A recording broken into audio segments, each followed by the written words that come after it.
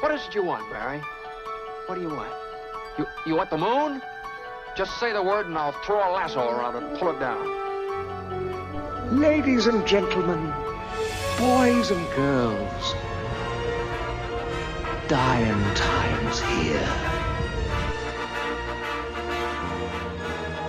Come with me if you want to live. That's it, man. Game over, man. Game over. The Force will be with you, always. Ladies and gentlemen, welcome back to 20th Century Geek. I'm your regular host, Scott Weatherly, and we are doing something a little special today. It's coming up to Christmas. Tony is off doing his thing, everyone else is busy, so what I'm going to do is I'm going to hand you over to me, and I had an interview several years ago talking with screenwriter and novelist Peter Atkins. Peter Atkins responsible for the scripts for several of the early Hellraiser films, including what we talk about a lot in this film, Hellraiser Bloodline, and Wishmaster. Contributed several books as well, but in this interview I talked with him about his relationship with Clive Barker, the writing of those early Hellraiser films, what happened with Hellraiser Bloodline, and how it ended up being kind of sliced and diced a little bit by the studio. It's a great conversation. It's about 2.5 years old, about that. But anyway, enjoy, and I shall see you on the other side. And I am joined by screenwriter and writer Peter Atkins. Now, Peter Atkins, I'll let him introduce himself for a minute, but for me, the name came about because of a certain pin-headed individual. I knew him from that, and we will be talking about controversy, maybe, of Hellraiser 4. We'll touch on that. But Peter, thank you very much for joining me today to talk your work, your sort of Hellraiser and Wishmaster in particular, really. But are you good? Are you okay? How are you doing? I'm doing fine, Scott. Thank you very much for the invitation. I'm delighted to be here and happy to talk about that stuff. And also, as I know from previous episodes, I'll be happy to go off on tangents as well and just talk about all the stuff we like. But yes, whatever you would like to focus on, we shall, sir. Wherever the mood takes us. That's what I like. That's how I like these conversational interviews. I usually get 3 questions in, and then I look back later and I'm like, yeah, there's other ones I wrote, never touched those. Right. But let's start. We will start with a career, because my introduction to you is Hellraiser 2. Sure. Hellbound. I love the Hellraiser series. I'm almost like, I would even consider myself to be a Hellraiser apologist. Like for some of the later films, I'm like, no, that one's not too bad. I haven't actually seen them, by the way. I mean, it's interesting. And I mean, obviously, I've been into it before about Hellraiser, and it's funny the way, I guess, depending upon their commitment to Hellraiser fandom, the hosts I've talked to are either very strict about the 4 theatrical movies count, and the others are all crap. And then there are other people who are like, no, I regard it as like a TV show or a comic book. It's an ongoing franchise, and this one's bad, but this one's good. This one's not so bad. So, I, for my sins, have not watched them, so I have no idea. So it's like, I'm always interested to learn which ones they like and which ones they don't.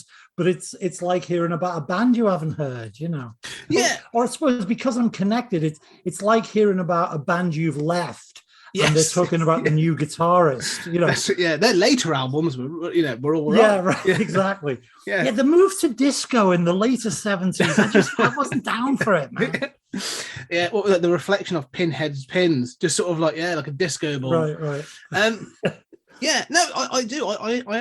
I find I'm relatively easy to please. Like, I think, even like bad movies, I'll be like, there's something to take. I take something from it. If I enjoy it, it made me chuckle, or I sort of like, I'll take something from it. And so the Hellraiser, there are a couple, I will admit, that you sort of go, yeah, it's not good, but they were trying for something. So they're cash-ins for the most part. But go. Well, I mean, that's circumstantially true, unfortunately. Yes. So, yes. Especially the very late ones were just Miramax holding on to the fact they needed to make a movie to retain the rights. No, again, it doesn't mean a good movie can't result from that. No. There's usually a financial motivation for a company to make a movie because it's a big outlay, even the shitty little low budget ones, There's a risk in to it. human individual terms, it's an outlay of money. So I never object to them having a financial motive to make the movie, and it's certainly it's whatever the financial equivalent of amoral is. It's neither good nor bad. It's like a fabulous movie might result if you happen to find some great talents who work cheap. And equally, as all fans of movies, unfortunately now, you can spend a fortune and get very famous people and make a piece of shit. So it's. You're not G-rated. Do I need to watch my northern tongue? No. Yeah, go for it. Yeah, we'll be talking about. I'm sure the language will come in handy. You're right. Going back though to two. How did you get the job then? How did the gig come about to write Hellbound? Oh, sure. Well, it's like they say, son. It's not what you know; it's who you know. Which actually is true. I shouldn't laugh, but without suggesting anything corrupt or weird. I'd been. I started out in music because I'm from Liverpool, and you're obliged to. You got to be in a band or play footy. It's one two of the path. There you go. Yeah, exactly. Well, you're not kidding, because I was a working class lad, and the notion of a life in the arts was essentially alien. It was something that posh people did. Or, I don't know what, it wasn't that conscious, but you looked around us. And this is true of all blue collar towns, but in my particular case, it was Liverpool, and the two ways that you could avoid being a geography teacher. No offense to geography teachers. My cousin is a geography teacher, but we're sport or pop music, rock music, whatever you want to call it. As it happened, I then branched into theatre, and I'm making this is a very long-winded way to get to answer your question. But yes, that's a very normal situation for blue-collar kids, as you know. So I'd been in, actually, it's a very direct connection. I was in a band. I'm so used to saying high school now that I live in America, but I was in senior school, as we used to say when I was there. And we kicked our drummer out for the usual completely petty 17-year-old reasons. But we had a gig and we needed a drummer. And I was told that this kid, who was 2 years younger than us, Graham Bickley, was a drummer. So in time-honoured English schoolboy tradition, I walked up to him in the corridor and said, "Hey, Bickley, you're in my band now. We've got a gig on Saturday." I exaggerate for humorous effect, but it was a bit like that. And as it turned out, the lad who I asked to play drums, we became very close friends. His name was Graham Bickley, who later went on himself to a fairly successful West End career. He was the second Joey in Bread. I don't know if you remember that. Oh, I know. Yeah. Oh, wow. Yeah. Not the first Joey. I know everybody prefers the first Joey, but he had a gig, Yeah. Anyway, that was years from now. But after he'd been in the band for a couple of weeks, he said to me, "You should meet my sister's mate, Clive. He's like you. He reads books," which was clearly an unusual enough thing. That's a very general statement. Yeah, exactly. So a meeting was arranged in Allerton Library in Liverpool in June 1974. And we're kids. I think if it was 74, I was 18 going on 19. And I guess Clive was 21 going on 22. And so I met Clive and Doug, who had been at a different school with Graham's sister. That was the point of connection. I was at the Bluecoat. They were at Quarry Bank for the completists out there. And they had just begun a sort of embryonic theatre company. They'd done stuff at school in the same way that I'd done music at school. They had done theatre at school. But now that Clive had completed university, Doug's in between us. Doug's a year older. For people who aren't hardcore Hellraiser people, I should say, the guy I'm talking about, Doug Bradley. I'm sure you know Clive Barker's name. But the other guy, Doug Bradley, is the guy who plays Pinhead in the Hellraiser. I know you know that, Scott. Just, for the civilians. For the less informed. Exactly.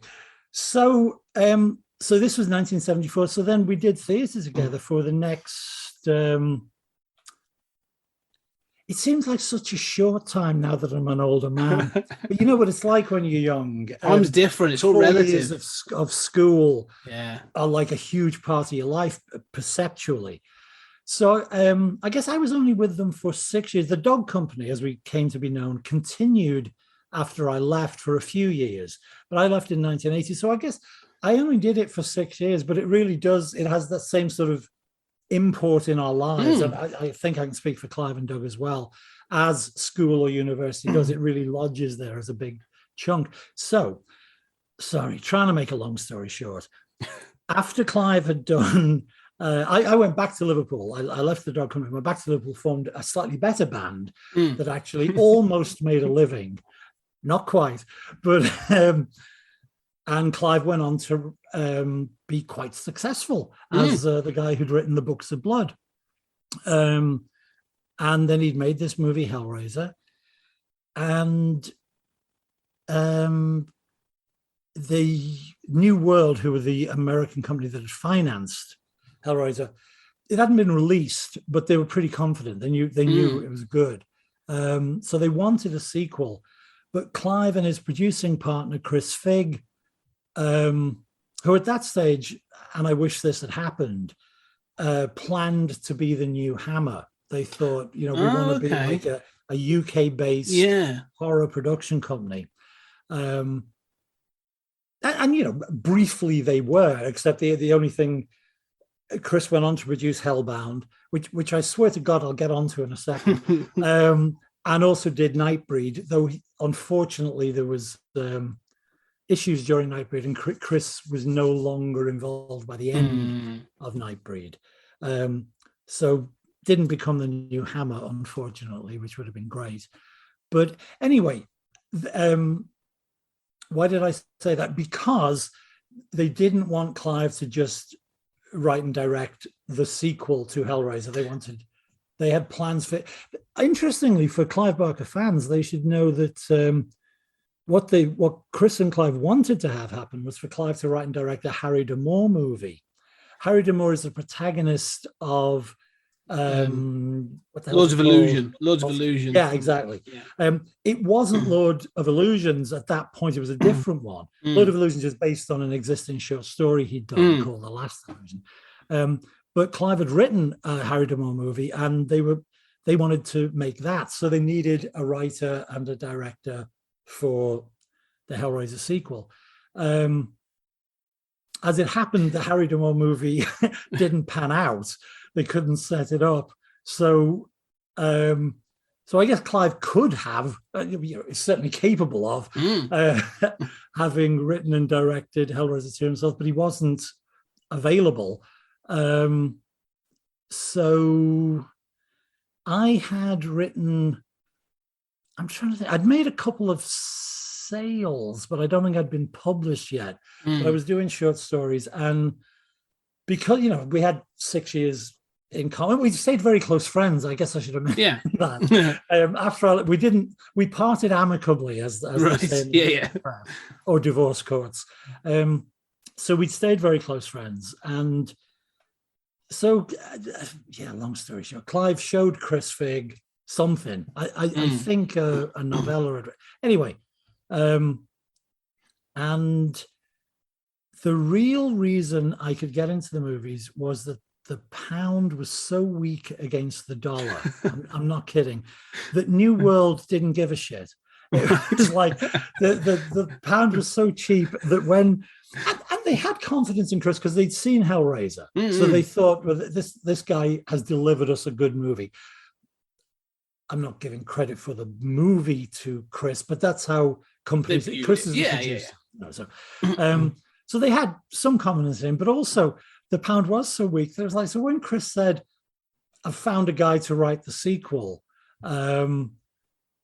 it was like chump change. Like, it wasn't. He said, I got to pay him. I've got to put him in a hotel for a couple of weeks. And again, I'm exaggerating for comic effect, but it was like, yeah, fine with us. Let's see the draft. Yeah. So, we didn't have to jump through many hoops. Oh, okay. They, I guess in a way, Chris took Clive's word for it, and New World took Chris's word for it. I mean, obviously, Chris did his due diligence. We had a chat, Yes, and I charmed him. Scott. That's what happened. I baffled him. I fooled him. I bamboozled him, and actually, you know what was? First of all, you can't fool Chris. He's a very, very smart guy and an excellent producer. And just for anybody who might be interested in screenwriting or whatever out there, it's weird how the little pieces of advice are what stick with you. And he said it almost humorously, because obviously I hadn't written a screenplay. I'd written fiction and worked in theatre, but I hadn't written a screenplay. And so after we had a nice chat, and it really was, I realize I'm very lucky, and there's a lot of luck and circumstance here. But Chris and I clicked, and we had a nice conversation. And just as I was leaving to go to the Hampstead Hotel in which he was putting me up to write the script on a manual typewriter, by the way. I was going to ask. Yeah, I was going to say that's how long ago this was. Just as I got to the door, he said, "Oh, Pete." And I said, "Oh, I know we're not visual, it's only audio, but Scott can assure you, listeners, that I'm holding my thumb and my first finger just an inch apart." And Chris held that up in there and said, "Pete, I don't want to see any dialogue longer than that. All right?" Right. And I said, "Oh, good to know." Because, I wouldn't have known. I didn't know. But weirdly, just that little piece of information informed me subtextually that clarity and brevity and precision were important in screenwriting. In other words, don't waffle. That's basically keep it short and punchy. Yeah, keep it clean. Yeah. And by the way, if there are any people out there seriously interested in screenwriting, I won't make this a screenwriting seminar, but keep it clean, keep it short, keep it tight. Think in pictures. You're not writing a book. Don't get in somebody's head. Write down what they do, what they say, what we see. Yeah. That's it. So yes, sorry. That was a 14-minute answer that's fine, to your question. So that's that, and that's how I got in the movie business. Yeah. Thank you. That's good, and that's fascinating. I love this idea of that you said there that Clive trusted you and Chris trusted Clive, and so there's sort of that and it worked out. And it's Thank God, yeah. I could have made Clive look really bad if I'd done a shitty job.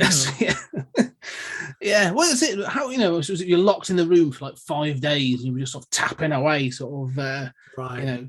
Banging this out. But one of the things I'm interested about, because you sort of we joked before about sort of how people view the Hellraiser franchise. Like, these are canon and these aren't, and all this other stuff.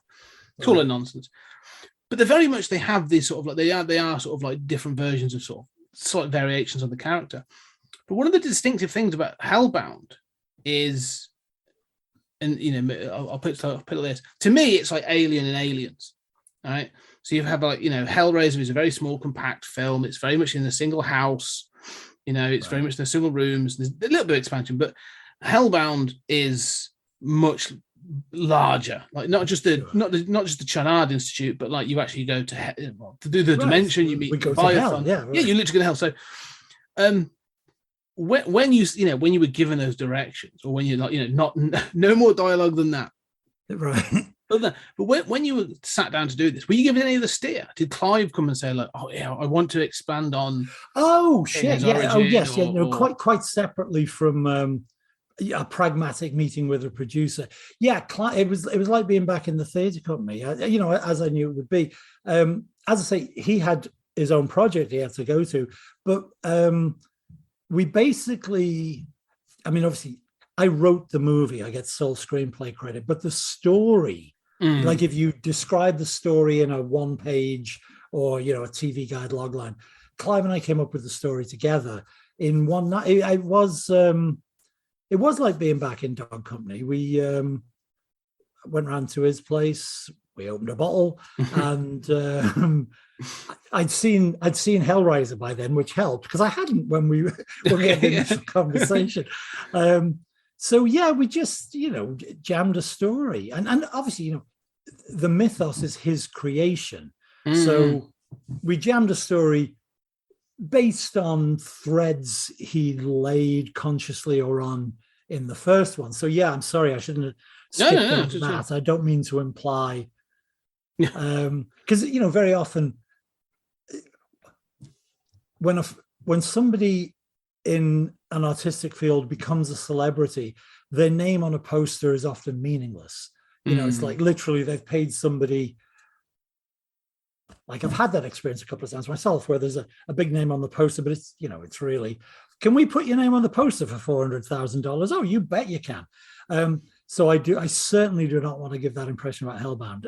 The story of Hellbound was made up one night on the floor of Clive's apartment in Crouch Hall Road. Was he still in Mountford or had he moved? I can give these addresses now because it's no good knocking on those doors now. They're gone now. He's gone. It was Crouch Hall Road. I lived in Denton Road in Hornsey, and Clive was up around the corner, maybe still on Mountford. But anyway, it wasn't Liverpool. We had all moved to North London by then. I'm getting mixed up because I'd moved back. I was no longer in Denton Road. So yeah, but he still lived in that neighborhood. Anyway, we came up with the origin. With the story. I mean, the thing is, obviously, I would like to think that execution is everything and that I brought it marvelously to life on the page, but the bones of the story really didn't change much. There was, I don't want to make it all about one movie, Scott. I'm sorry. No, we've got time. We've got time, so we'll work through it. The only big and sort of, in terms of the franchise, interesting thing was that we had assumed we were going to have Andy Robinson for the sequel. Andy had played Kirsty's dad, yes, Larry, in the first movie, and we assumed we had him. So in the story that Clive and I come up with, and then in my first at least 2 drafts of the screenplay, if not 3, Larry was still in the story.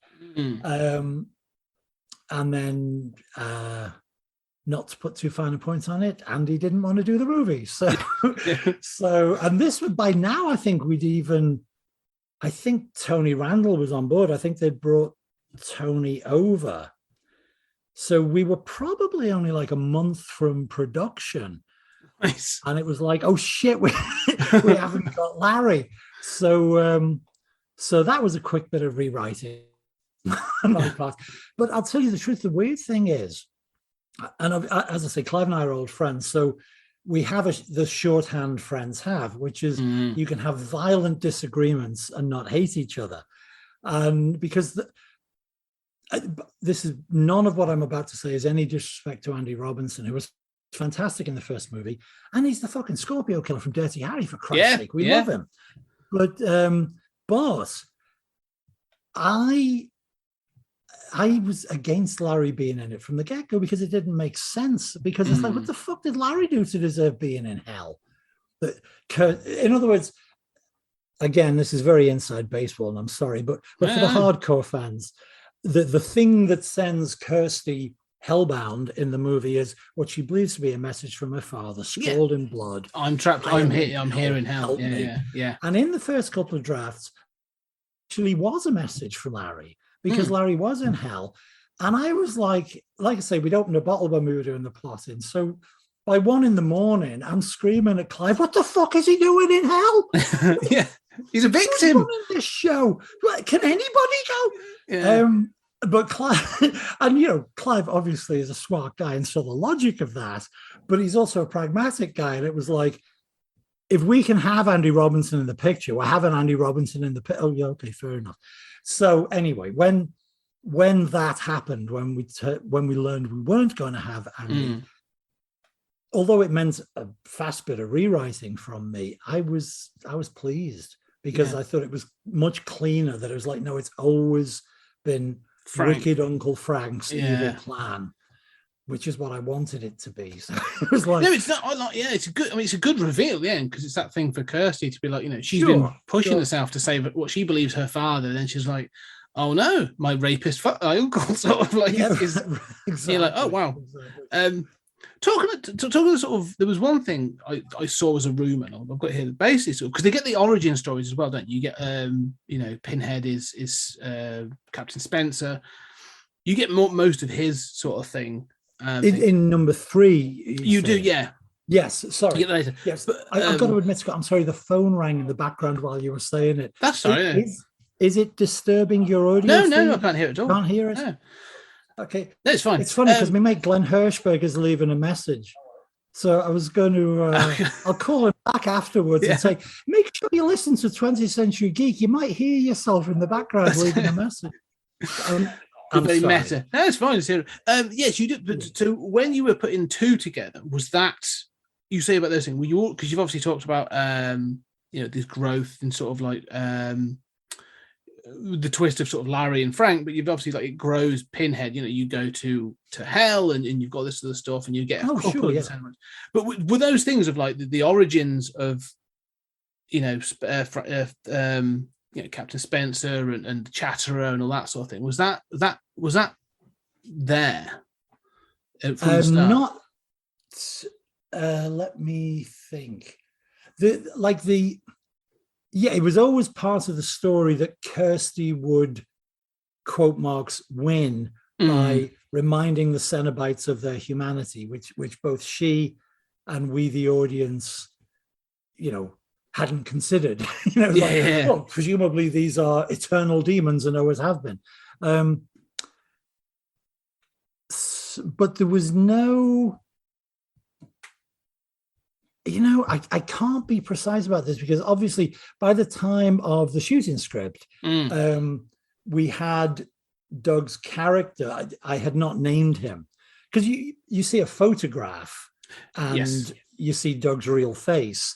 And of course, then there's the origin scene in the Nissan hut where the Hell's hammers pound the nails into his head.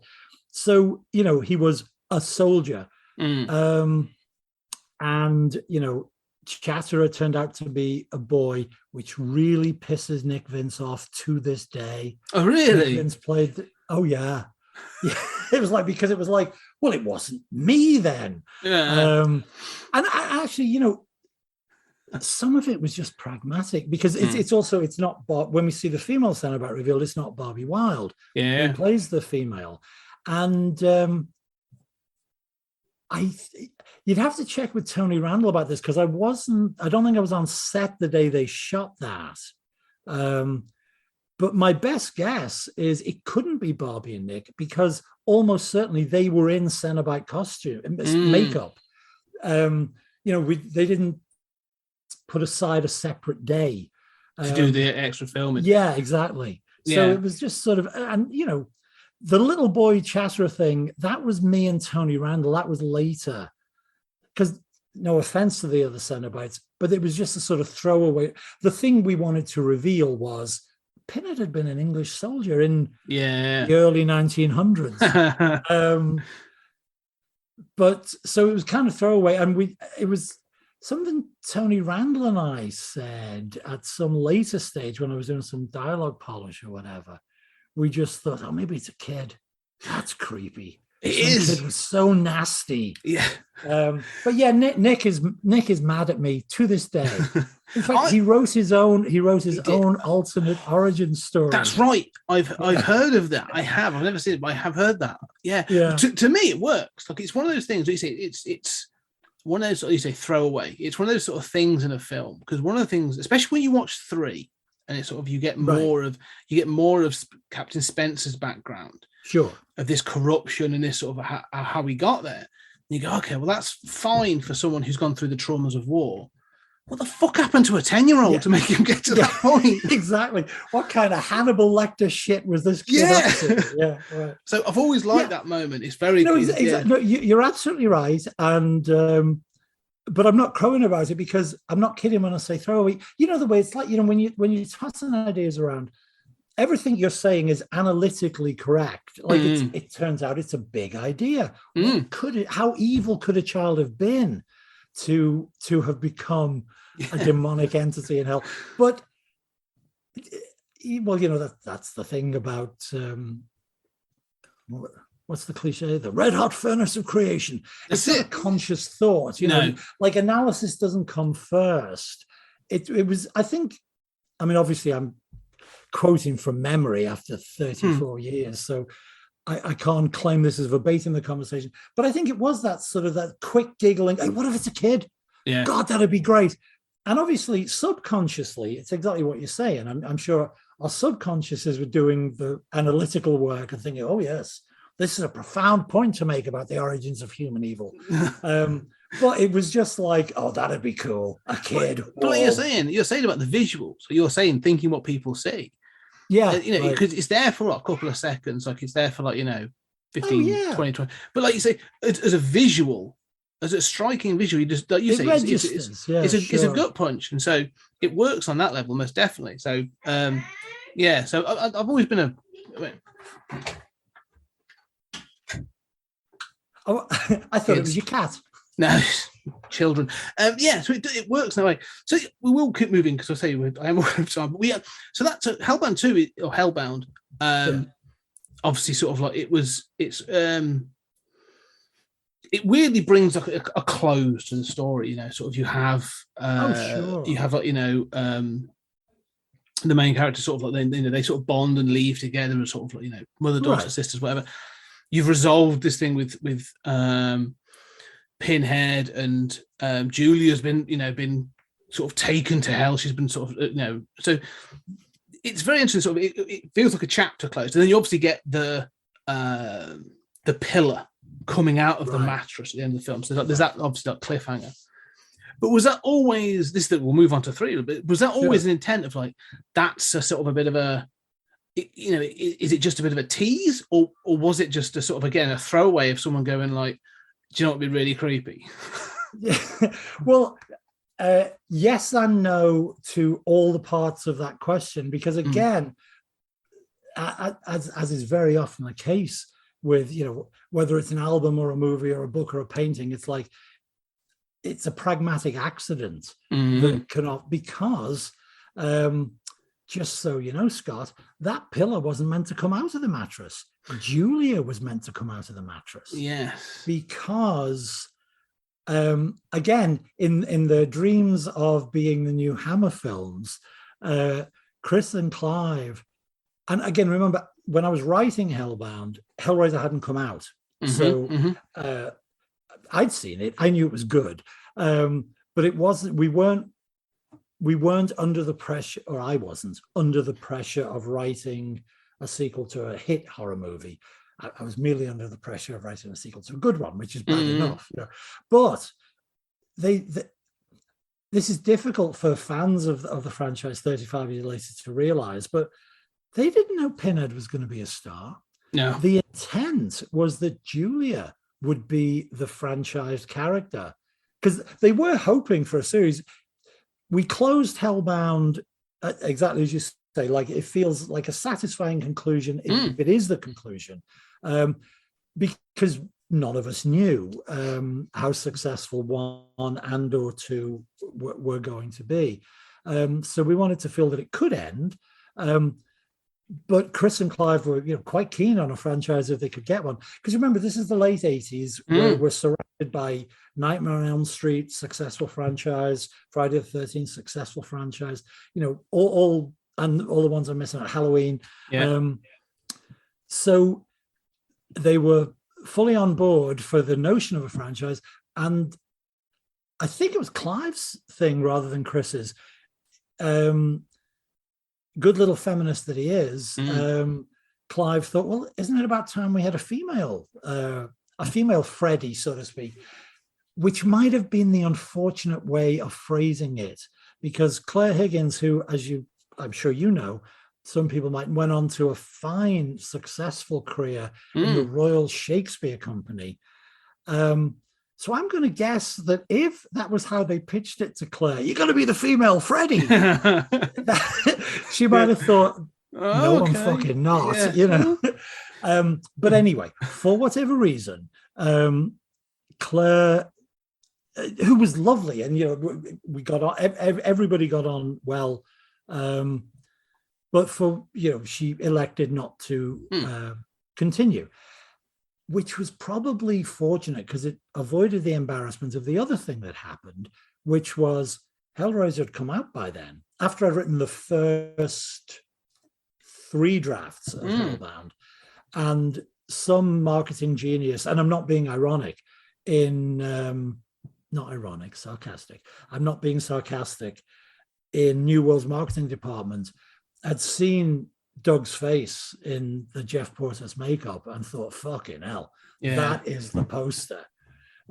So in between the decision to have Julia, I should go back and explain the same gag, the mattress, the removal men, the blood stains, it opens up, but the Queen of Hell was going to rise out of the mattress, levitate in the room, and yay, whoa, watch out for Hellraiser 3, Queen of Hell, or whatever it was going to be. And we shot it, by the way. And we had Claire on a wire in, I think on one box sets, you can see the footage, but it was green screen, of course, because we were going to have a hellish background emerge with her. So but they never got around to doing the green screen because by then we knew, no, it's not going to be Claire. We need to come up with something else to come out of the mattress. So he is Claire in a very nice black dress, emerging, levitating up from the mattress just against a green screen. I've got 3 danglers there, haven't I? What am I saying? So, so because what had happened was the guy had put Pinhead on the billboards and the public had made it very clear to Chris and to all of us, but to Chris as the head of Film Futures was the name of their production company, that it was like, no, this is the guy. Yeah, this is who we want to. This is your franchise right here. So, which we clearly we must have already had a sense of that, even though the movie hadn't come out, because in my script for Hellbound, there's a lot more Pinhead. Well, there is, of course, no Pinhead in the first movie because he's just called Lead Cenobite. Yes. And as I'm sure you know, Pinhead was just a crew member's joke. Oh, do we need Pinhead on set for this one? And it just stuck, But although I didn't come up with the origin, the whole Elliot Spencer stuff until number 3, there is a lot more of him. Yes. In Hellbound. So clearly we could tell, I guess, from test screenings or whatever, that these guys look good, sound good, audiences, we assume, will like them. Anyway, but the movie was wrapped. it was done. So we went, oh God, now I want to give credit where it's due. So we knew we've got to just have something else come out of the mattress. Yes. And assure your listeners, you can see me pondering and shaking head. Working it out. I swear to God, I know that it will have been either possibly just me and Tony in the room, because, at that stage, Chris and Clive are trusting us. We're the filmmakers. Or it could have been me, Tony, and Clive in the room, or it could have been me, Tony, Clive, and Chris. Any of those combinations, the 2-person, 3-person, or 4-person is possible.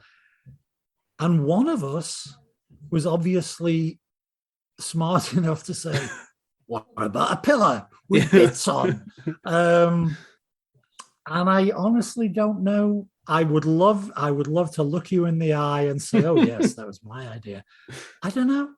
It could have been mine, could have been Tony's, could have been Clive's, could have been Chris's, because we were on the hoof. It's like, well, something's got to come out the fucking mattress. We filmed the mattress opening. So whichever one of us was brilliant enough to think of a pillow with bits on, it happened then. So that was, and yes, at that point, again, long-winded, I'm sorry. But to answer your question, yes, at that point, it was a tease ending in the sense that the story you have just watched has concluded. Yeah. And in fact, as you know from the sequel, the Kirsty narrative, the Cotton family narrative is done. Hellbound wraps that up. So it was just, a standard little but hell survives, Yeah. kind of thing. And of course, we could put Pinhead's face, flayed face, on the pillar, though it wasn't Doug. It was Jeff Portas, the guy who designed The make parts, the special effects. Yeah. So, in other words, even though we had Kirsty had cured him or whatever, reminded him of his humanity, we put him on the pillar to, like having grown up in the mid to late 60s, like at the end of every James Bond film, you got the little credit, James Bond will return. Yes. So the flayed face of Pinhead was we're not sure how we'll work it out yet, because we have just had him destroyed by Chenard, but Pinhead will return. So yeah, he is the retaining character, isn't it? So it makes sense. It works well. It works as a fair. But like 4, 3. I mean, this is the thing. I always think. As I say, block it up. 3 stands interestingly, because when we'll get to 4, I've read the original script that it's been released now. It's fantastic. But 3 stands differently because 1 and 2 continue that they are the cotton story sort of type thing. They follow that sort of that narrative. 3, because 1 and 2 become slightly timeless as well. Because it's based in the first one, sort of shot in England, but like, is it? No, exactly. That's the big issue. Where do these movies take place? Yeah. 1 and 2? Yeah. Well, somewhere equidistant from London and New York, as far as we can tell. Because I think the Chinese Institute at one point is sort of insinuated to be in the States and stuff like that. So I love that sort of murkiness of that. But 3 is because we're getting into the 90s, and it feels very much sort of like an early 90s film. Sure, in many ways. Like, I there was a thing, and I'm curious about this because there seems to be this thing of like art galleries and sort of like art dealers seems to become a thing in horror movies in that time for some reason. They just pop up a lot, and I'm like, okay, interesting. But I enjoyed the film because it shifts slightly. You've got me now. I'm fascinated. I want to know if we were 1st or 5th. I've got to go. It's worth having a look. It's worth having a look because they do pop up. If you sort of watch other franchises, but I think it may have been one of the early ones at least. But the Pinhead sort of shifts as well because you have the sort of I forget the character, but you have sort of the club owner, and he has this sort of relationship with Pinhead, and it feels to me like leaning into that franchise prospect of making sort of like Pinhead is becoming sort of like the franchisee part of it. Was that the intent by the time you got to that? Was there sort of a shift in tone or a shift in intent or anything? Clearly, when I look at the movies, I see that is true. Not that I really do look at the movies. This is always the problem when I do these interviews, by the way, because as you know, it's been a while it's like a dog going back to sniff its own vomit. It's like, I haven't seen them. You know these movies a lot better than I do. But clearly, what you're saying is pragmatically true. There is a shift in tone and approach. Consciously, no, I think it just happened. Well, first of all, there was a long-ish. There was a much bigger gap between 2 and 3 than there was between 1 and 2. Yeah. And that was because New World went bust. The rights to the franchise were inherited by Larry Coppin, who had a small company. He'd been one of the owners of New World. And Larry Coppin had a small company called Transatlantic.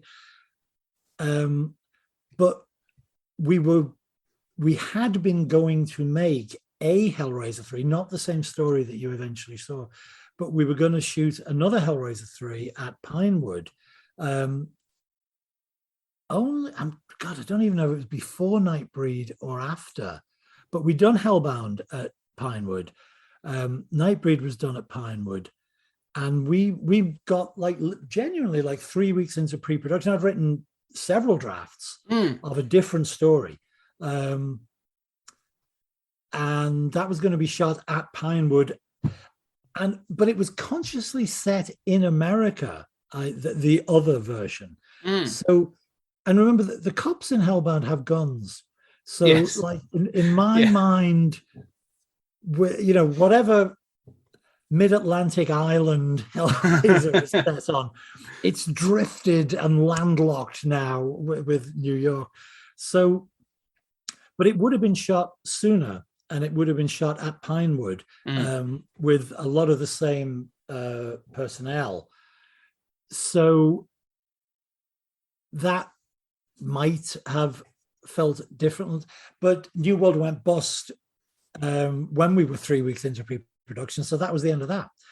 And then for a while, we didn't know where the rights were. Well, I mean, we knew, but nobody was exercising them. Yeah, no. And Larry Coppin, I've written a whole article about this, which I can send you a link to. Please do. I can put there it are 6 versions of Hellraiser 3, and there's the article was most recently reprinted. I wrote it originally back in the 90s. Who cares? But it's currently in print in a book Danny Stewart did last year called War is Hell, which is about the making of Hellraiser 3. And I gave him permission to reprint the article as a sort of preface to it, because it's about all the Hellraiser 3s you didn't see. Because, as I say, I'd written 3 full drafts of one version, written a couple of treatments. It kept changing hands, and each new owner didn't have the rights to the previous story. They just had the rights to the franchise. So or in some instances, me and Clive, in some instances, definitely not Clive, because he wouldn't do business with that guy. And then it was me and Tony. So either I or Clive and I or Tony and I had to come up with a new story for each new fucking owner of this stuff. Do those scripts those scripts still exist? Are they sat anywhere, or are they long gone? The only 2 that got to full screenplay form were the one we were going to do at Pinewood, and the one that became Hellraiser 3. There are. I mean, I literally don't have them. Although I did own a computer by then. As I say, Hellbound was written on a manual. But I did have a computer by the time I was doing Hellraiser 3. But, it's 18 computers ago. But yeah, in the great, there's a big grey market for screenplays. And yeah, there are definitely, if should anybody be interested, and I do not in any way encourage the pirating and selling of copyrighted material, blah blah, but yeah, they're out there if people are interested. What's weird is that partly because of the situation with Hellraiser 4, where I have been public, as has everybody, about my dissatisfaction with the movie, hence the wink wink official release of the Hellraiser 4 screenplay. But a lot of people, and again, I'm talking real hardcore Hellraiser fans here, but a lot of fans sort of talk about that script as, oh yeah, Pete Atkins' original version of Hellraiser 3. Oh, they really changed it because they've read this entirely different story. And it's like, hey, mate, thanks, but good or bad, nobody changes a script that much. Trust me, they are. These are completely separate stories, but yeah, technically they're out there, of course, sure. Maybe the one we made was better. Oh, really? Okay, you're satisfied with? Yes, I shed no tears for the one that went. Don't get me wrong, it was fine, but I do think the one we made was better. It wasn't the last one, by the way. We came up with this. Clive wasn't involved though, because Coppin and he couldn't come to terms. Clive gave me his blessing to continue, because I'd rather you did it than some other fucker. Yeah. So Tony and I came up with the basic story for that Hellraiser 3, but then Fangoria Films, who had produced a couple of movies, came on board, and they just made a separate sublease. I don't know how this shit works. They made some kind of separate sublease deal with Coppin, so they wanted to make the movie. So Clive was willing to work with them for some reason. So then we had to come up with what I think was the 6th version. Right. And that was me, Clive, and Tony. And I hope Clive isn't particularly fond of it, and I hope you forgive it. It was crap. Right. Okay, fair enough. I think this was the because we'd done it like 6 fucking times by now. So we were like, how many versions of this can we come up with? There's only so many ways you can cut it before you sort of like it's not there anymore. No, literally, it was totally different. None of them related to each other in any way, other than obviously they would feature the box, feature Pinhead, and feature people getting fucked up by it.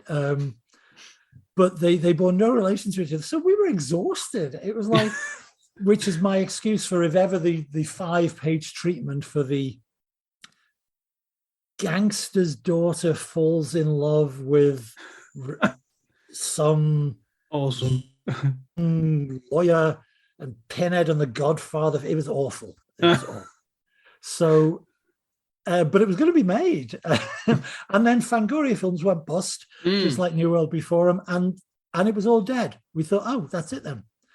None of us really cared. I'd been hired. I was lucky enough to have been hired by them to do a couple of other screenplays for other companies. Clive was off not doing well. He was probably off writing one of his best-selling novels. I'm not sure what he was doing. We all had other projects. Tony went off to do Children of the Night, his vampire movie. So we weren't heartbroken. And then I got a phone call from Tony, I think a good 6 months after all the dust had settled, and said, oh, guess what? Larry Cuppen's got the rights back. He wants to do our story. So suddenly I was back on a plane to LA, and we're meeting Larry Cuppen. And so the version that everybody knows is actually the 5th version of 6 versions. You didn't even ask that question, did you? No, but it's good to know. I love all this. This is what I love. I love this knowledge. The other thing I will say is because you said there's a book about it. What was it called? You say it's written, put together by. I should say written by. It's a series of interviews. That's the only reason I'm being confused. The maker of the book is a lovely guy called Danny Stewart, and the book is called War is Hell, and it has a great Anthony Galattis cover. It's full of backstage and behind the scenes pictures, which is terrific for fans. All black and white, unfortunately, because it's like a lot of stuff these days. It's print on demand technology. Yeah. Nobody can really sort out the color stuff yet. But they're perfectly well reproduced black and white photos. A bunch of interviews with. Danny was indefatigable. Like he tracked down camera loader assistant number 2 for the 2nd unit. But he got Paula talks to him, Terry Farrell talks to him, Doug talks to him, I talk to him. And there's a couple of other. It's like it's a compendium book, if you know what I mean. I know what you mean. It's not a single linear narrative. Or, it's a collection first of day information. of March, everybody arrived in High Point, North Carolina, and the cameras began to roll. It's sounds good though. I'm fascinated. I will find it, and there will be a link down below for anyone interested. But I will definitely. I'm going to find that. It'd be cool. It sounds like this is the thing. So we said about this. You've literally just said that the book's called War is Hell, and you're talking about the making of 3. Yeah, and I enjoy 3. I think there's a great sort of that shift in tone. I actually kind of like. I think you get away with some. Not say silly is the wrong word, but like I love the sort free. Everybody thinks CD Head is silly. It was of the time. Oh no, but you also get to do some great stuff like Pinhead in the church and all that kind of stuff. Well, that's everybody's favorite scene. You get some great bits. And it's got some. It's good, but obviously it ends in a construction site. Sure. The lament configuration falls in, and it ends with that image of the building, right, looking like with the lament configuration designs and stuff on it. Sure. Yeah. So, and that's where you go, oh wow, Christ! The influence this box has had is now this thing, and that's the end. And then you watch 4. And there's bits of that, and I watched for this, and I was like, 'cause I've read the script, and you go, huh? Yeah. And then you read the script, from the script, the intent was, although you wouldn't learn it till halfway through the movie, obviously, the building that, for those who haven't seen Hellraiser 4 or read the screenplay, it's 3 linked stories of the Le Marchand family through the centuries. And in the middle story, we find out that the architect, Philip, is the toy maker.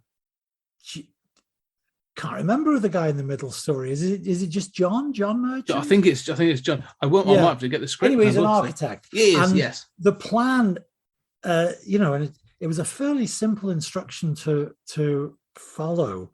It seemed to me, as I said in the script, the lobby of the building.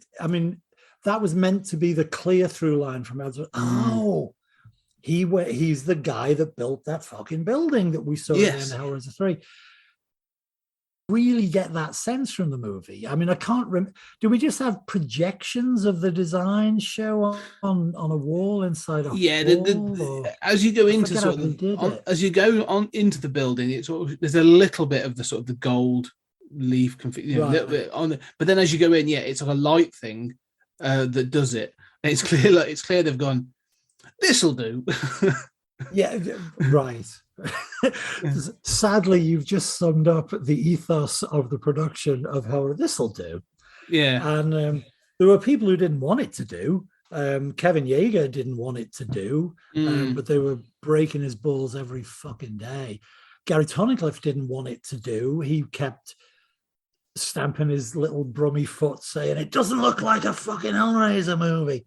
And was trying to, dangle extra chains at a little opportunity. But no, Miramax really, well, I know I'm speaking only to the hardcore, but as the hardcore fans know, Kevin took his name off the picture. That movie was directed Alan by Smithy, yes, the legendary Alan Smithy. Yeah, the most interesting filmography in cinema history. Because they were killing him. They were ripping the budget apart. So in other words, in case it has never been clear to anybody, I certainly don't blame Kevin. Kevin wanted to make the movie we wanted to make. He wanted to direct that script that you just read that's in the book. But the fates conspired. And the thing is, there are some people who like the movie, and there are certainly great things about it. Like Gary's design. The great thing about Kevin coming on to direct is, of course, you get Kevin Yeager to direct your movie. You also get free Kevin Yeager special makeup effects genius. So that was a big plus. So I'm certainly not taking anything away from Kevin. As it happens, the Angelique design was Gary's, not Kevin's. But she looks fantastic. Yes. It's a great Cenobite design. Doug's performance is great. So there are certainly things to like, but it's a mess. That's the thing about it. It's one of those things, and there are, you hear these stories of sort of like conflicts on set or disagreements about or deleted scenes. Right. Then you mentioned like Nightbreed. Like Nightbreed's a good example. Like they've now released the full Cabal cut, if you want to call it, and you watch that and you go, oh. Yeah, it makes sense now. Like this whole thing's really cool. Right. And ever since I first saw Bloodline, you have that feeling. There was definitely that sense of the film of there's a scene missing. I have a sense. Right, exactly. There's something missing. I don't mean to be. I don't mean to pry, Scott. Are you old enough to have seen them in sequence as they came out? Or you're not. Yeah, right? I'm 40, so I saw Hellraiser. Okay. So I saw that. My parents were not aware of some of the things I was watching. Let's put it that way. When I was a kid, so in the Those early are the 90s, best parents. Yeah, I had a local video shop that had sort of, you made friends with the guy running it. And it was sort of like there was a bunch of us that was sort of like. He was sort of like, you're gonna let you rent this, don't tell the cops. Yeah, exactly, sort of thing. So we sort of like that. So yeah, I saw them pretty much in order. Okay. Through VHS, but I remember sort of like trying to become not so much an aficionado, but you were trying to watch as many of these things, and you get to know them, and the good, the bad, and the ugly. So every franchise there's always those like as you said, sort of Nightmare on Elm Street and Hellraiser, Friday the 13th, Halloween's got a couple. But the weird thing with this is, as you say, sort of like it's not this a bad film because there's some stuff in there I do really like, I like the concept of this thing, especially because like I'm a bit of a continuity nerd. I'm like, so this is how this all fits together, and there's this idea that well, exactly, yeah. That's thought that was. I was really proud of the fact that it was like, oh, and in the middle of the movie they'll realize they're in the building they saw at the end of Hell, but you wouldn't. But anyway, I'm sorry. No, but that's the thing.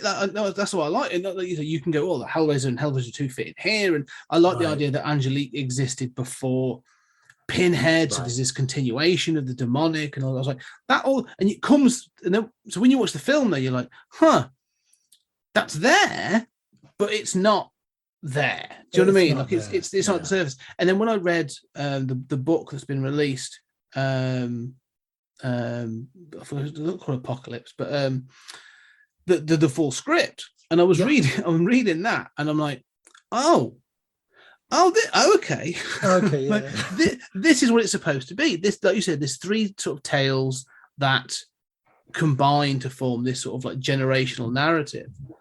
Yeah, it was because Clive was back on board by now. I'm very glad to say. So again, as with Hellbound, the story, the basic plot line was another Clive and Pete jam. Clive is the one who said, well, I'll tell you what it was, is we assumed this was going to be it because most, and also the Hellraiser movies, time's been very kind to them. Financially, they were never Nightmare on Elm Street or Halloween or Friday the 13th. They did fine. They were profitable movies for the companies. Otherwise, they wouldn't have kept making them. But they were not huge hits. So we sort of assumed that, well, God, my God, getting 4 films, that we really thought that was going to be it. So the plan was, well, no, it wasn't a plan.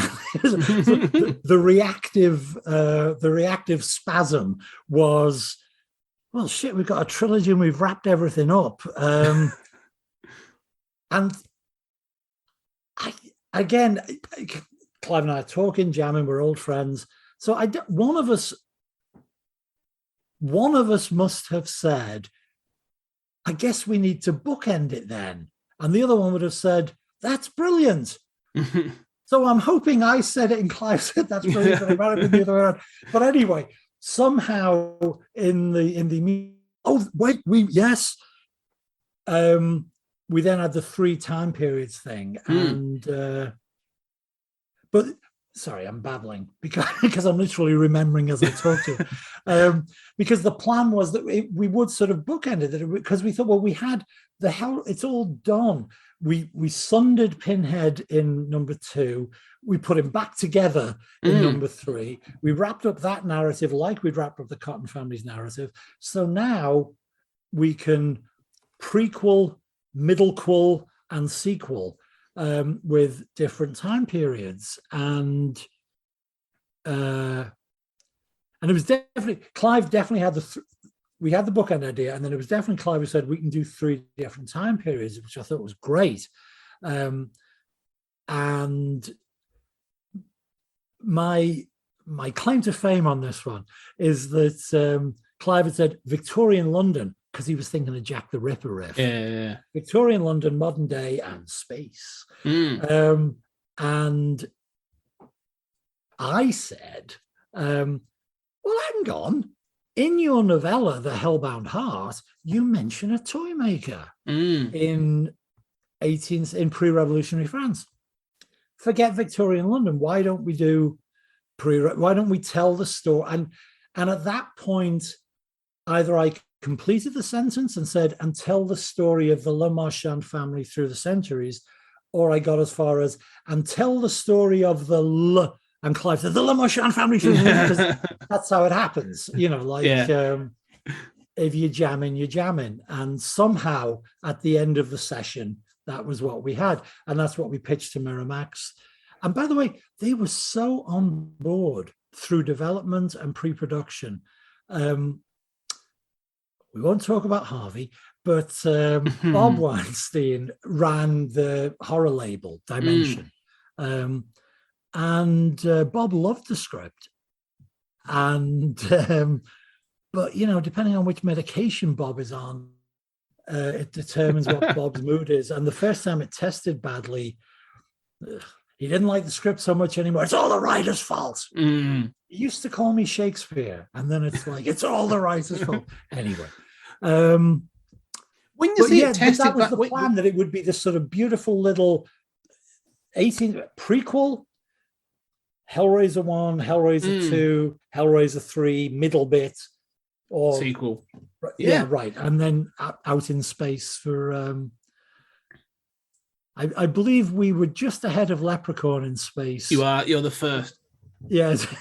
And then Jason went. Yeah, Jason. And nobody else, only the three of us so far. Is that right? I believe so. Although, you know, Fast and the Furious might be close behind, I think, for sort of. Oh, like, yeah, right. Well, they do. They're up there. They've done it, actually. They did the last one. Got the modified truck. Yeah, it's interesting because you just said that it tested badly, but what about it tested badly? So, because there's something in my head, but yeah, no, it's very specific, and in a way, we should have seen it coming. But also, Bob Weinstein should have seen it coming, because you don't, unfortunately for us, you don't test a movie with its fan club. Yeah, you test a movie with civilians, strangers, and I am pretty confident, I'm not blowing my own trumpet, I'm speaking for the franchise as a whole, that if it had been tested with pre-existing Hellraiser fans, I don't think they would have had any problem with, okay, we're in hell, it's a different demon, whoa, here's Pinhead in the middle of the movie.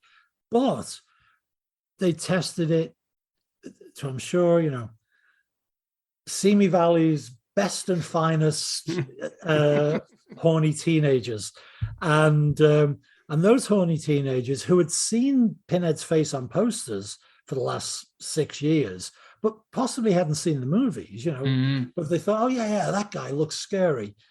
Then they watch this movie and they're in pre-revolutionary France, and where's the fucking guy with the pins in his face?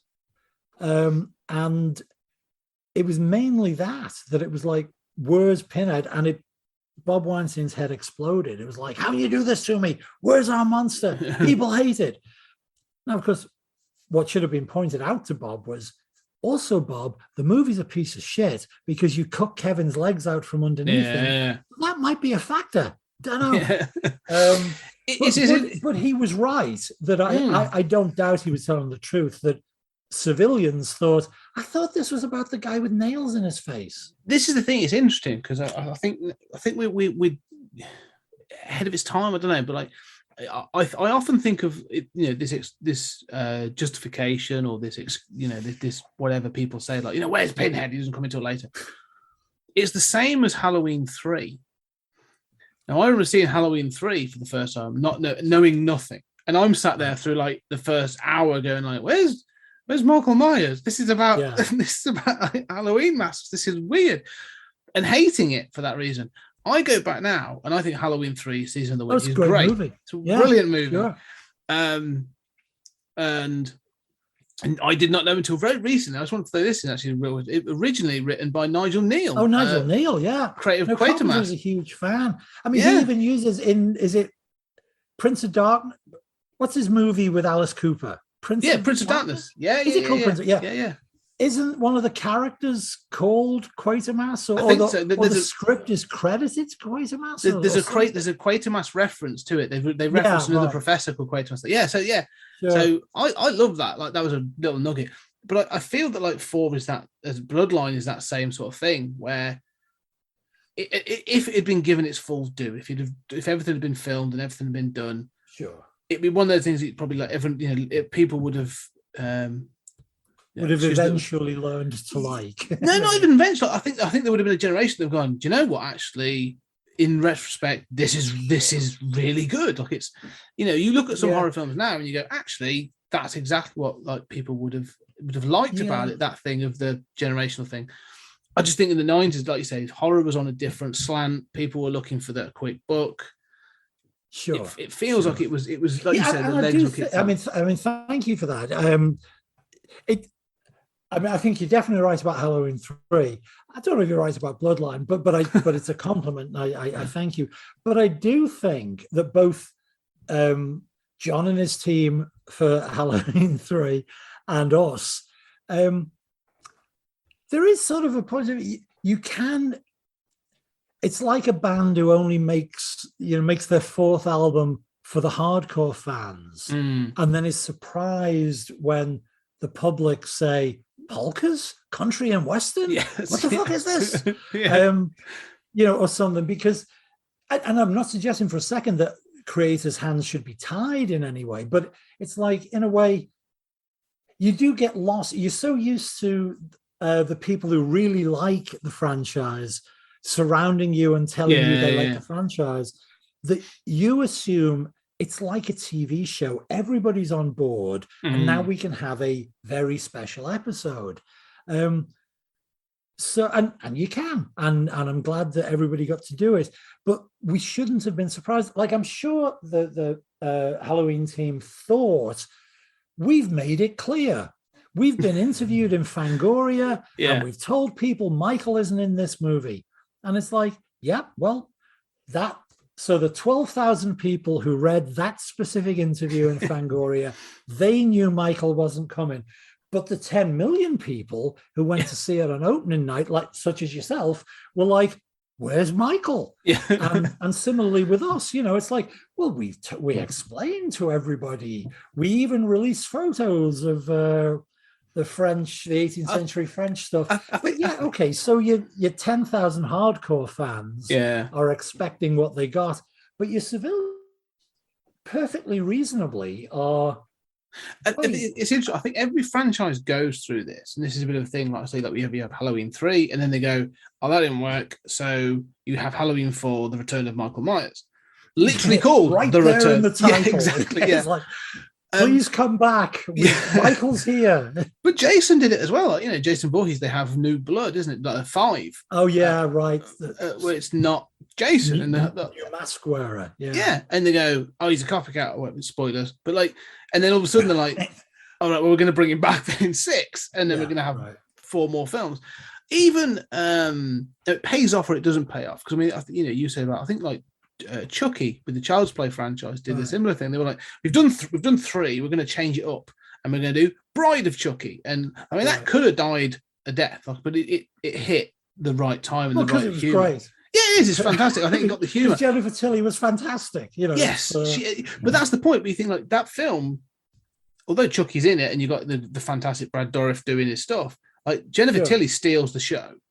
Sure. And if she hadn't have been great, I think that's one of those where you go like, "Oh, it didn't work." No, that's right. That's right. Yes. And so they take the risk. Sometimes it works, sometimes it doesn't. Seed of Chucky being an example, the next one. But I think the thing is, you read this the script. This is one of the things on one of my podcast partners, Julian, often says. We are always more excited about something that swings for the fences and slightly misses than something that stays safe, because you go, they really went for it, and it's actually, you get something interesting, and that's what that's what I admire for. I kind of like some of the things that's followed on actually as well, some of the direct to video ones. Yeah. I'm always a fan of 4. But it's interesting that it is one of those. What I would say is, you say about the thing, the legs got cut out from under it and stuff, and I know some things wasn't filmed, but there was stuff that was filmed that's not in the film. Yes, that's true. But I mean, again, I try to let everybody down gently when I say this, but it's like, it's not like they can do a night that there is no restorable cut. Right. That was the effect. That was my question. There's plenty of little clips on YouTube, to be honest, where people have managed to snaffle, again, sort of grey market. They shouldn't have access to this, and yet somehow they do.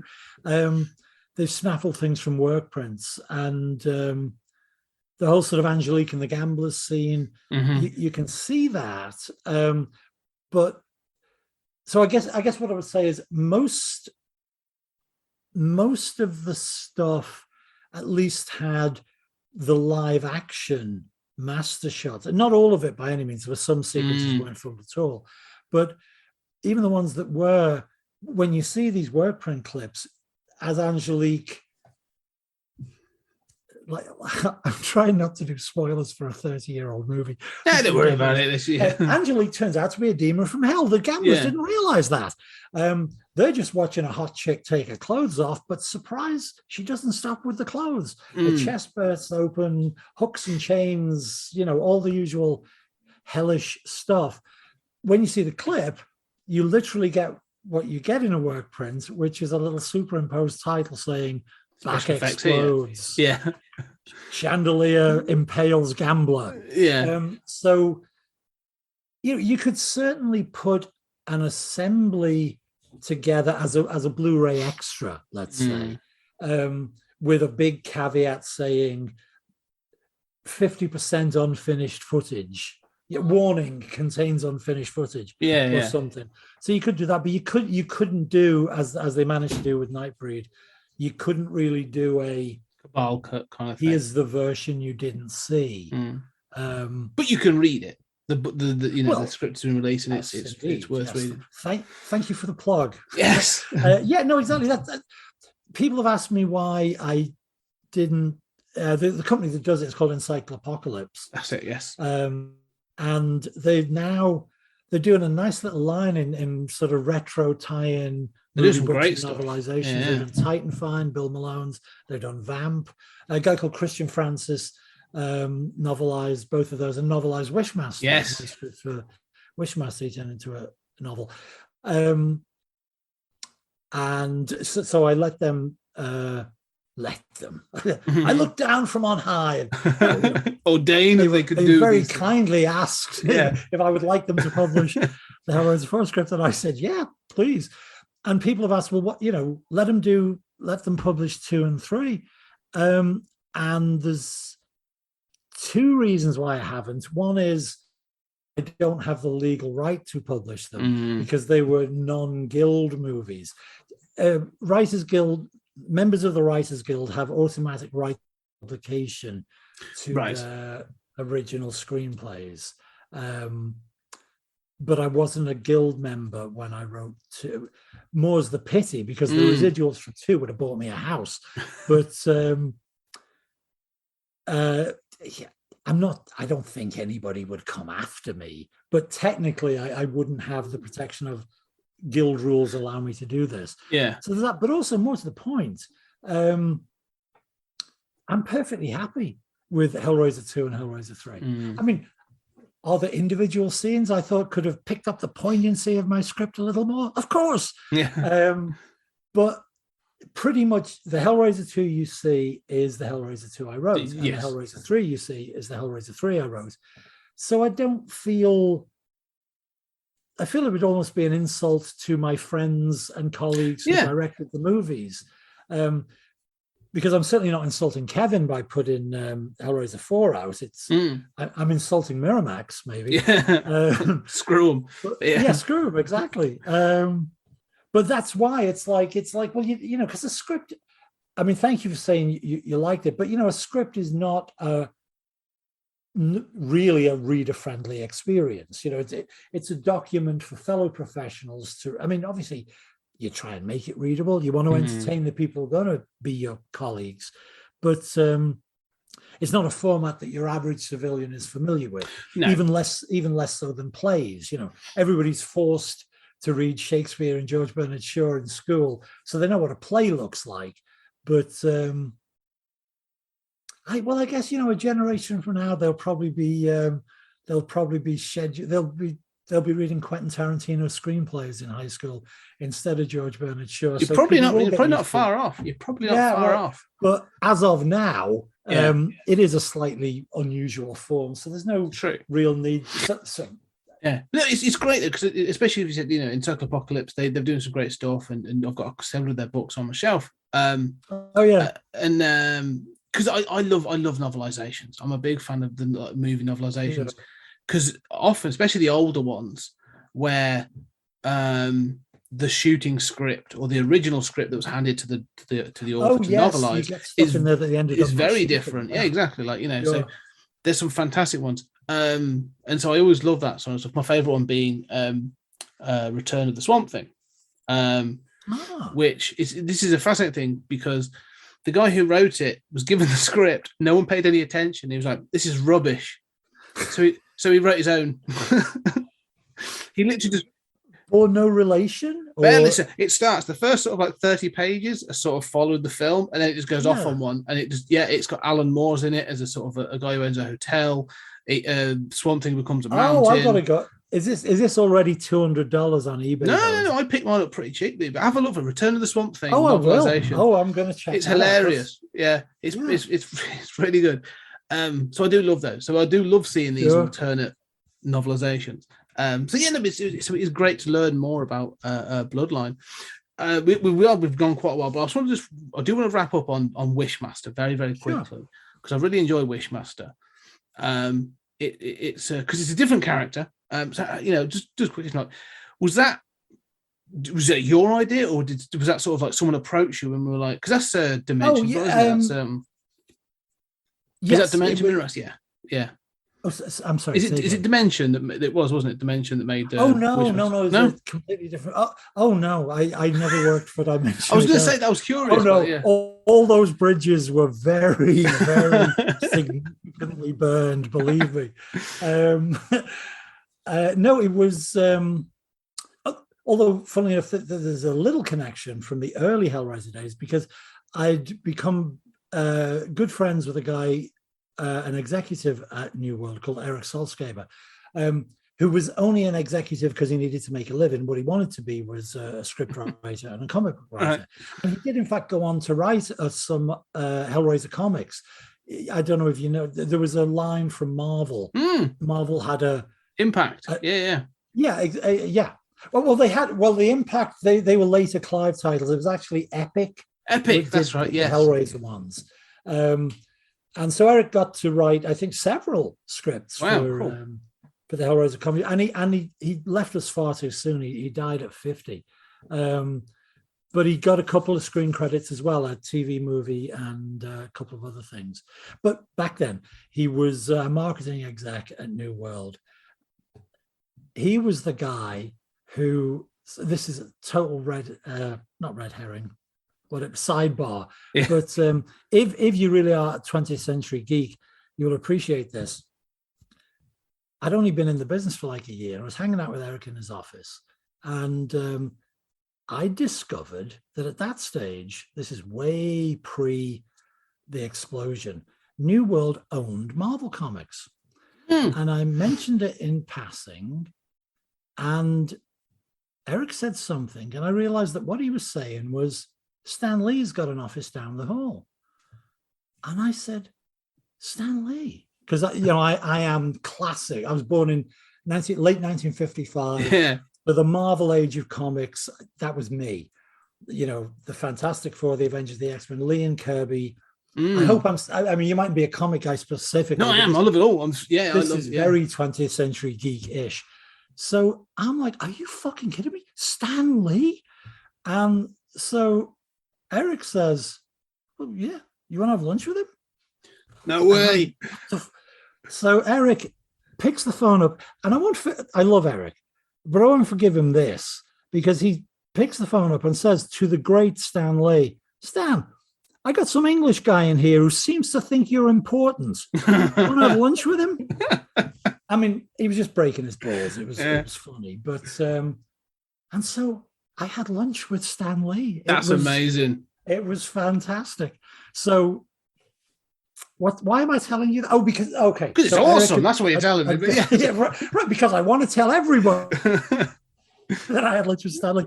But Eric had then, when New World collapsed, he'd got another job, and he was working for a French Canadian producer called Pierre David, who'd produced a couple of the early Cronenberg movies. Was Pierre's claim to fame. And oh my God, I'm going blank. What is Pierre's company called? I don't know. Anyway, Pierre David's film company. Eric worked for them, and shortly, I'm trying to get my math right. No, it wasn't shortly after, because it was closer to Hellraiser 4 than Hellraiser 3. But Eric was working for Pierre, and I got a call. That's weird. It's several years later than I thought it was. Now I think back. Anyway, he phones me up and says, "Hi, do you want to write an Evil Genie movie for Pierre?" And I said, "Do I fuck? Evil Genie movie? Do me a favor. If you think I'm going to come in and pitch," and he cuts me off and says, "Nobody has to pitch shit. It's a paying job. Write what you want. Evil Genie, you want to do it?" And I said, "You know, it sounds like a much better idea than I first thought." So I again, I exaggerate for comic effect. But so I went in and met Pierre and the actual producer, Clark Peterson. And I guess because, Eric had probably talked me up and said, "Pierre, he's written 2. Well, no, it must have been 3 at that point, because Wishmaster was after Hellraiser 4, right? Yeah, it's 97. Yeah. So I guess at that point, he could say, this is a guy who's written 3 hit horror. I mean, the reason Hellraiser 4 went straight to video is Bloodline wasn't as successful as 1, 2, and 3 had been.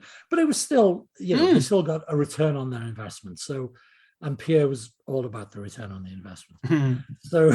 So Eric had probably, upsold me as he's just written 3 hit movies for the Hellraiser franchise. So it was basically come in, shake their hand, check that I had my personal hygiene was okay, and then sign here, we'll give you some money, give us a script. So in other words, technically, well, again, according to Writers Guild rules and regulations, of course, it's 100% original because no written material existed prior to me producing a draft of Wishmaster. But I didn't wake up one day thinking, I want to write a movie about an evil genie. It was Pierre thought. Pierre woke up one morning and thought, can I find some idiot who'd be willing to write a movie about an evil genie? And Eric said, I know just the idiot. Let me call him. So it was that. But yes, no, there was no, it was not based on, I mean, clearly it's based on Arabian mythology. Yes. Both. It's interesting because both Zoroastrianism and Islam have jinns and efrits in common. As usual, the arrogant Westerner presumes, I was about to say, well, I did my research. Yeah, I mean, I read 20 Xerox pages from Encyclopedia Britannica and various other things. I don't in any way, especially these days where we're all much more conscious of cultural appropriation and stuff. Although I will say we had a 25th anniversary screening of Wishmaster, and much to my relief, in the sort of, meet and greet and sign things for the fans afterwards. So not my age, but most of the audience, of course, were 25 or so. But a 40-year-old guy, not my age, but not a kid, came up and said, "Oh, loved it. Thanks very much." And so did my girlfriend, who's Iranian, and I had a little moment of, oh God, I hope I didn't say anything. Yeah. And she was lovely. And she said, I want to thank you for being, I mean, she was laying it on a bit thick, to be honest, because I really didn't do much in the way of due diligence, but at least I think she liked the fact had the process say, forget what our culture has made of the gin, forget Barbara Eden, forget Robin Williams. So thank God I put that in there. So this lovely, charming Iranian lady said it was okay. Well, it does sort of hark back to that sort of, like, say, the mythology, doesn't it? I mean, it's sure. They're not, I said they appear in Islam and stuff, but they're not intrinsic to it. It's the same as, like, these other sort of mythological and folklore. I should be clear that I'm not insulting. No, exactly. Yeah. Yes, no. I'm not suggesting these have anything to do with the practice of Islam What I would say is though, because there's a film, but yeah, regional mythology is it's regional mythology. You know, so say taking something like the Red Caps, so it's some Scottish gnomes and that sort of thing. Like, it's a cool idea. Yours was one of the first though, because later on there's a film from 2012, I think, and there's a couple of called Jinn, which is literally about an evil genie. And stuff. So, but yeah, it's interesting because I was. Well, there's also Wonder Woman 84, which is pretty damn close to the plotline. Yeah. Well, yeah. That was. I'm not saying which one I enjoy more, but you know, yours has. I yours looking at Gal Gadot in that uniform. There is that, but yeah, didn't have that. No, but yours has a. I will say because I really enjoy Wishmaster because again, that's one of those sort of 90s horror films that has. Again, like, there's just a sort of like there's a comfortable cheesiness about it. Sort of like I love the sort of the guy who plays the Jinn. Andrew Divoff, yeah, it's great. Yeah, he's fantastic. He's got such a sort of a good sort of evil look, smirky sort of smile. He's so sort of he's brilliant in that film. Really enjoyable. And so yeah, just that sort of like he looks like he's enjoying it, which I love. But also, like, it's not scared of the gore. Like, you have at one point in the opening 10 minutes, or even less than that, probably. Everybody likes that. Yeah, and there's one with a skeleton literally comes out of a person and then attacks somebody else, and I'm like, that's amazing. Like, yeah, I'm on board. Like, that's sort of, you know, that's great. sort of. I will let that. Well, thank you very much. I mean, I can take full credit for having put that in the script, but of course, I am utterly incapable of executing that gag. And weirdly. Are you a mole for the Gary Tunnicliffe fan club? Because oddly, just like Angelique, which I mentioned earlier, because as with Bloodline, where we had a brilliant special effects guy directing the movie, Kevin Wishmaster, as of course you know, was directed by Bob Kurtzman, who is the K in KMB, the premier makeup effects company to this day, in case your civilian listeners don't you know, the N in KMB is Greg Nicotero, who is doing Walking Dead and Creepshow right now. But again, even though you hire Bob Kurtzman's direct and you get Bob Kurtzman effects genius for free, which is a big plus. But just as with Bloodline, we also had another shop, they call them shops, makeup effects shop on the movie, and again it was my old mate Gary Tunnicliffe, so who'd done Angelique. That's what I'm referring back to. He did the skeleton gag that you like. So that's the second round of applause for Gary in this. In this I don't be blowing him up too much. You know, no one's ego needs better. He's full of himself as it is. I mean, come on. But he's a great job. It's great. A lot of people cite that particular thing. Yeah, it's a good idea. And I think, and again, you know, as we've said before, so much of this stuff is unconscious because you're looking fast to a deadline and you're just doing stuff rather than pausing to analyze. But I've thought afterwards that very unconsciously, when I made that up, I was probably riffing on the Ray Bradbury story, in which, not that a skeleton gets out in Ray's story. I'm blanking on the title. I'm appalled. I was lucky enough to get to know Ray in the last 10 years of his life. I had lunch with Stan Lee, but I became friends with Ray Bradbury. Anyway, one of Ray's classic stories is about a guy, it's very creepy, who becomes, you know, he realizes he's got a skeleton inside him and it freaks him out. And it's like, you know, if you're prone to anxiety, don't read the fucking story, because you'll start to think, oh God, yeah, I've got a skeleton inside me. And it how do I put it?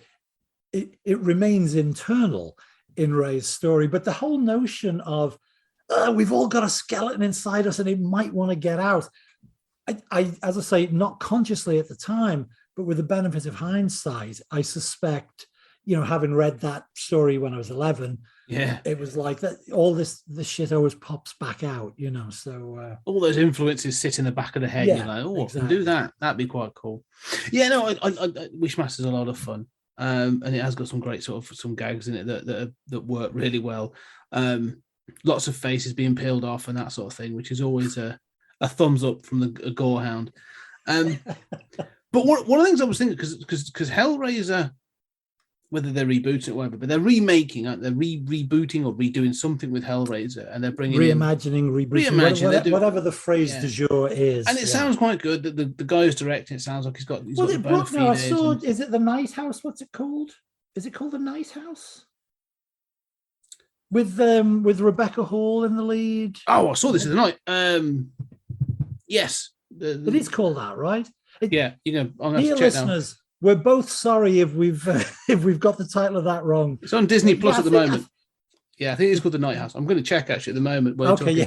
But and put a correction on the editor's note. Yeah.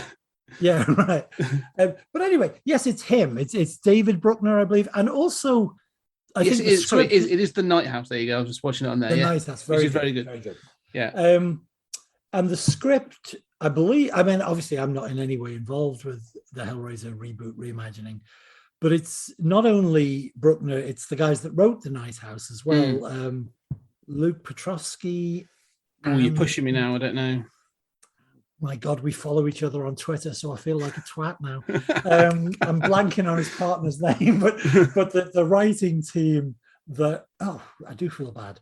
The writing team behind... I'm 66. Give me a break. Yeah. It's Alzheimer's. I'll put a note in below. They'll know. Okay. But it's the same. Yeah. So it's those guys. So The Night House certainly had a lot going for it. So it's a good film. Let's hope. I don't know. One thing I would say though, because they're also getting a I don't know, but this is where it gets phrase it correctly. Yeah. I am. That's one thing. Is a trans actor or a gender fluid actor? I'm unsure. Yeah, Jamie Clayton. Yeah. Yeah.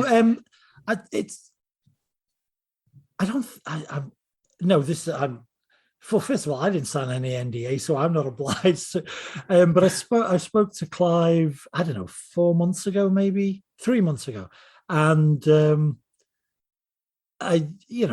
we didn't have a conversation about it, but I said, is it wrapped? How is it? I think actually all I said was, how's Jamie in the thing? And he said, looks fantastic. Ace. And then I said, what's the movie like? And he said, well, it's locked, but it's not locked. It's wrapped, but they haven't shown it to me yet. So I can't give you a scoop on whether Clive approves of the movie, but he has seen the new Pinhead. Said, fantastic. So excellent. Very excited for that.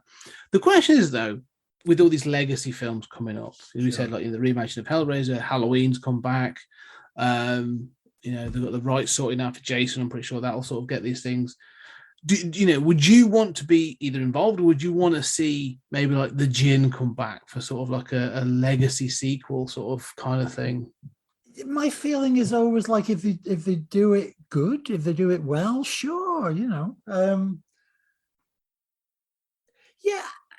I think I have the same mixed feelings about this, and I don't just mean because it's my material. As fans, as consumers, I have mixed feelings. It's like my default setting is remakes. And then I remember that the Maltese remake, and then I remember that Godfather 2 as a sequel, or Aliens as a sequel, and you realize that things can be great. Yeah. So I don't really have a principled opposition to them, but I do have a vague sense of it would be better to do something new. Yeah. But on the other hand, if we get a great Halloween, if we get a great Hellraiser, if we get a great Leprechaun, whatever it is, then if it's like, when bands reform, I keep making music analogies, don't I? When bands reform after 20 years, I'm neither for nor against it. If they're fantastic on stage, or even better, if they make a great album, then there's a great album. So, that's a plus.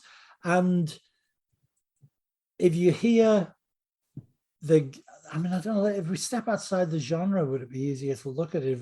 If we heard they were going to remake Pretty Woman, I can't imagine it's a good point. Movie less. No, that's a really good point, actually. Yeah, we wouldn't be offended, would we? We would think, oh, well, if they get people as charismatic as Richard Gere and Julia Roberts, and the script has some zingers in it, might be a good movie. But we don't get bent out of shape and defensive. We don't say, how dare you? Yeah. Well, partly because we don't give a shit about Pretty Woman. Yeah. So I suppose the fact that people do get bent out of shape is actually kind of touching, because it means this is how important these movies are. There's a love and a respect and a desire for the original. Right. Yeah. It's interesting to say that, because obviously, genre fiction, horror, science fiction, and the works, there does seem to be the sort of the churn, doesn't it? That's where all the sequels are. That's when you get the reimaginings or the legacy. Yeah, and where the obsessives are. That's where exactly. You get the real, those idiots that make podcasts about this kind of stuff and just talk about flowers. Yeah, brilliant. But that's been amazing, and I will say thank you for taking the time today. No, my pleasure. It's been a really enjoyable conversation, mate. It's been fantastic. So much insight as well, and I've really enjoyed it and learned some stuff. And I will be as I said, unfortunately, every time I have these interviews, my wallet takes a hit, because I will be going to find the book about the making of Hellraiser. Are you still 3 recording? Do you want me to stop? I was going to say, I'm sure I've got a PDF of it. I mean, I don't have a physical book I can mail. I shall drop you a message and we shall discuss. But yes, but it's always good to find out things. I'm a bit of a vacuum for this information. But Peter, anyway, thank you so much for taking the time to this and talking to me. My pleasure. It's been great. Thank you. No, thank you. Well, there you go, ladies and gentlemen. A fantastic interview. I think you'll agree. Some real great in-depth stuff there. I really enjoyed talking with Peter. It was a wonderful conversation. Even now, I remember it. Simply based on the fact of I could ask a simple question and he would talk and give me some fantastic answers. Real fascinating insight into how this thing's gone on and his relationship with Hollywood. Anyway, for now, this is it for now. We're going to be taking a break until after Christmas, so we'll be back in the new year with some material, brand new stuff for the brand new year. So looking forward to all that, and 20th Century Geek is going to be back full time as we've been doing before, and looking forward to more talks. But for now, if you really enjoy what we're doing, please leave a review. Go on to your podcast catcher and leave a review for us, or even better, look down in the notes and find that we have a Patreon. Go check it out. So much stuff on there. Me doing my 30-minute thoughts. Me and Julian from Stories Out of Time and Space doing trekking through the Twilight Zone. We also do additional material to sort of supplement Stories Out of Time and Space. Lots of sort of film reviews and other bits and pieces going on. So go check that out. But for now, ladies and gentlemen, Merry Christmas. Have a wonderful New Year. And we'll see you again soon.